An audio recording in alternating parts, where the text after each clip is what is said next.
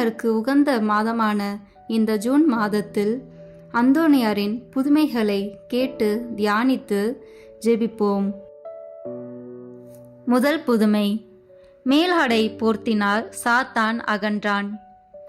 இறை அன்பினால் சுடர் வீசிய அந்தோனியாரிடம் இறைவனின் பேராற்றல் நாளுக்கு நாள் பெருகி வழிந்தது. எப்பணியை அவருக்கு அளித்தாலும் அகமகிழ்வோடு அதனை ஏற்று நிறைவாக செய்து முடிக்கும் அருளராய் திகழ்ந்தார். பிறர் பணி புரிவதே பெரும் பணி, பேரின்ப பணி என ஏற்று செய்வதோடு இறைவனுக்கே நன்றி புகழ் சாற்றுவார். இவ்வாறாக இன்னொரு சமயம் நோயாளிகளை பராமரிக்கும் பொறுப்பு அந்தோனியாரிடம் ஒப்படைக்கப்பட்டது. கருணையுடனும் அன்புடனும் ஆறுதல் கூறி அனைவரையும் கவனித்து வரும் போது ஒரு நாள் அங்கு நோயாளிகள் மத்தியிலே புலம்பு சத்தம் கேட்டது.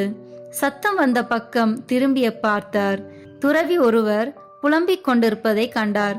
அவருக்கு மருந்து கொடுத்தார். அவரில் மாற்றம் ஏற்படவில்லை. உடனே அந்த நோயாளியின் பக்கத்தே மண்டியிட்டார். இறைவனை பார்த்திட்டு கொண்டவராக தன் மேல் அங்கியை கழற்றி துறவியின் மேல் போர்த்தினார். துறவி அலறிக்கொண்டே கீழே விழுந்தார். துறவியில் இருந்தும் புகைப்படலம் கிளம்பியது. துர்நாற்றமும் வீசியது. அந்நேரம் அவ்விடமிருந்து கரு உருவம் புறப்பட்டு அகன்றது. சிறிது நேரத்தின் பின்னர் துறவியும் நலமடைந்தார். அந்தோனியார் பக்கம் நோக்கிய துறவியும் அவருக்கு நன்றி கூறினார்.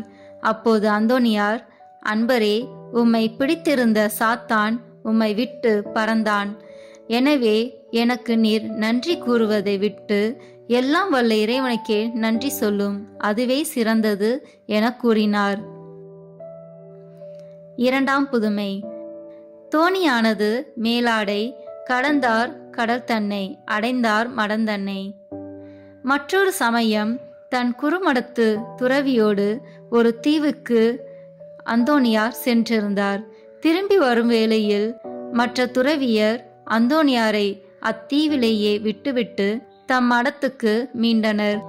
தீவில் சுற்றாடலில் இயற்கையின் அழகில் இறைவனை கண்டு பரவசமடைந்தவரான புனித அந்தோனியார் தன் சகாக்கள் தன்னை விட்டகன்றதை உணர்ந்தவராய் கடற்கரையை நாடினார். இறைவனை வேண்டினார். தன் மேலாடையை கழற்றி கடல் மீது விரித்தார். இறைவனிடம் தம்மை கையளித்து வேண்டினார். கடல் மீது அவர் விரித்த துணியே தோணியாயிற்று. அதன் மீது அமர்ந்து அற்புதமாய் பயணித்து மற்றைய துறவியர் மடத்தை வந்து அடைவதற்கு முன்னரே புனித அந்தோனியார் மடத்தை அடைந்தார்.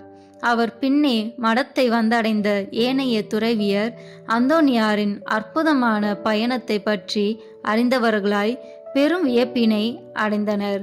மேலும் அந்தோனியார் மீது அதிபக்தியும் மதிப்பும் கொண்டு வாழ்ந்தனர்.